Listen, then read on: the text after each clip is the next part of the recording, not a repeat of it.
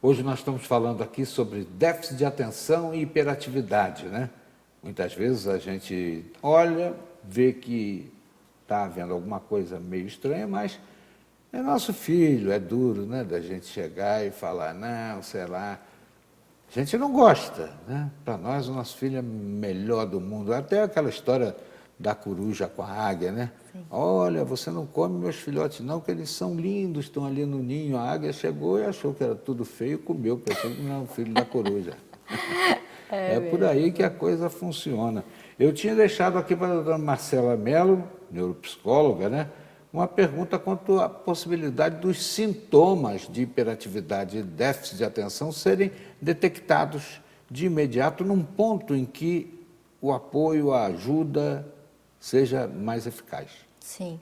Na verdade, até quando os pais surgem, né, com essa criança ou com esse adolescente no consultório, uma das coisas que a gente posiciona esses pais é a respeito da avaliação neuropsicológica que vai ajudar o médico, né, a conseguir fechar esse diagnóstico, porque nós não fazemos o diagnóstico, nós levantamos uma hipótese que é diagnosticada pelo esse médico.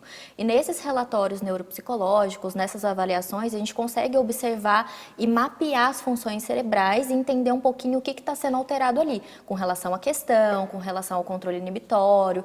Então, a gente tem toda uma alteração no nosso processo maturacional neurológico, que inclusive, como o doutor estava explicando, o nosso córtex pré-frontal, que é essa parte aqui da frente, ela tem um desenvolvimento mais tardio na pessoa portadora de TDAH e é um pouquinho diminuído frente às pessoas consideradas normais.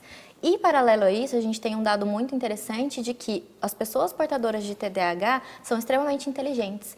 Então, o QI é extremamente elevado nessas pessoas. Então, não é questão, como a gente estava falando sobre a parte da maturidade, né, que vocês estavam comentando, é um adulto que é irresponsável. Não, ele não é, ele é responsável, ele é muito inteligente, mas ele tem muita dificuldade de organização, de planejamento, de impulso, então ele acaba se atropelando por causa dessa dificuldade, inclusive cortical. E se sente injustiçado muitas vezes. Muitas vezes, sim. Bom, então, diante dessa sintomatologia, né, que a gente sempre busca alguma causa, é um problema genético, já vem com a pessoa, ele piora, ele agrava, ele melhora, doutor Sérgio? Então, os estudos apontam, sim, que tem um caráter genético que atua na questão do hiperativo, né? Outros fatores também influenciam, né? Há quem diga até que o meio ambiente em que essa criança se desenvolve pode até influenciar nesse desenvolvimento cortical, nessa alteração cortical, e aí a criança começa a desenvolver algumas características de transtorno de déficit de atenção. Na criança é bastante característico a gente ver que o déficit de atenção, na sua grande maioria das vezes, né, não necessariamente, mas na grande maioria das vezes, vem junto com hiperatividade.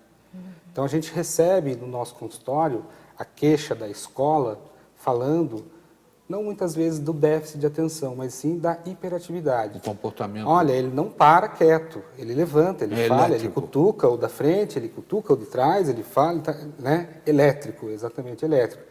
Então, já é uma luz que se acende para a gente investigar e aí a gente percebe que, normalmente, o déficit de atenção está relacionado, sim, com essa hiperatividade. Fato esse que se perde, na grande maioria das vezes, no adulto. Não vai ser um adulto que cutuca o da frente e o de trás, mas acaba sendo um adulto muito mais, assim, eu diria, impulsivo, dificuldade nas relações interpessoais, dificuldade em manter-se num casamento, dificuldade em manter o emprego. Esse excesso de inteligência que a doutora Marcela falou, ele pode ser prejudicial ao relacionamento dessa pessoa com o grupo? Olha, Cataldo, eu vejo assim, dentro da minha prática clínica como psiquiatra, né, tudo em excesso faz mal. Tudo que você tem ali em excesso faz mal.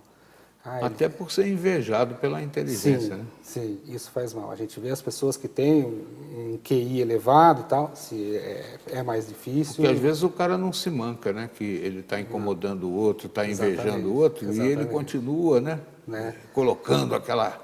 Perfeito. perfeito. Então tem que haver esse equilíbrio comportamental, que é muitas vezes o que o déficit de atenção não consegue, ter esse equilíbrio. Então acaba tendo um comportamento um pouco mais fora do contexto ali, e aí as pessoas reclamam, e aí, né? E aí chega para nós lá. Eu diria assim, é muito mais comum a escola me mandar um jovem com a queixa de hiperatividade e não de déficit de atenção. Tem sossega-leão para isso? O sossega tem sossega-leão, né? O famoso sossega-leão.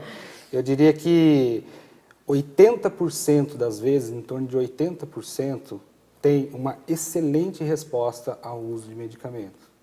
Então, quando feito o diagnóstico correto, quando feito a indicação do tratamento correto, a grande maioria, cerca de 80%, essa é a estatística que fala disso, né? Tem uma excelente resposta. E é aquilo que você tinha me perguntado. E aí, tem cura? Não. Tem tratamento. Tem sossega-leão. Tem sossega-leão. Marcela, papo ajuda? Ajuda. O diálogo ajuda bastante. Na verdade, no processo psicoterapêutico, a gente ajuda. Porque, de repente, o cara não tem espelho em casa, né? Não tem mamãe sincera também para dizer para ele que, né? Sim. Mas o psiquiatra, o psicólogo podem dar um toque. Olha aí, está demais, companheiro. Com certeza, a gente trabalha todos esses padrões de comportamento que são disfuncionais do TDAH, né? Não só essa parte, como você falou, da hiperatividade, mas assim, o TDAH tem muitas outras questões emocionais que a gente precisa trabalhar, como a questão da frustração, ele tem uma baixa tolerância à frustração, porque ele é muito impulsivo, então ele comete muitos padrões comportamentais que acaba que ele se arrepende depois, porque ele age e depois pensa, é diferente de nós, né? Então ele se frustra muito rápido, muito fácil. Então ele se culpa muito, ele se cobra muito, ele reclama muito sobre ele mesmo, as próprias dificuldades. Então tem a questão da estima dele, que é muito prejudicada também. Ah, eu não dou conta, ah, eu não consigo, ah, eu sou chato, ah, os meus amigos não querem estar comigo. Então a gente tem várias questões emocionais e comportamentais que são importantes trabalhar no portador.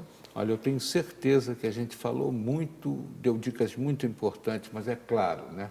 A gente não consegue também esgotar tudo que a Dona Maria, seu João, que estão lá em casa, estão na cabeça querendo perguntar.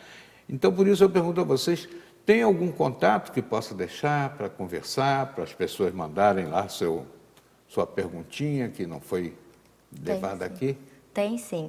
Tem o Instagram, que se o pessoal quiser seguir também, é Psicologia em Foco, e o telefone do consultório, que é 012 99624 0304. Doutor Sérgio, tem algum contato?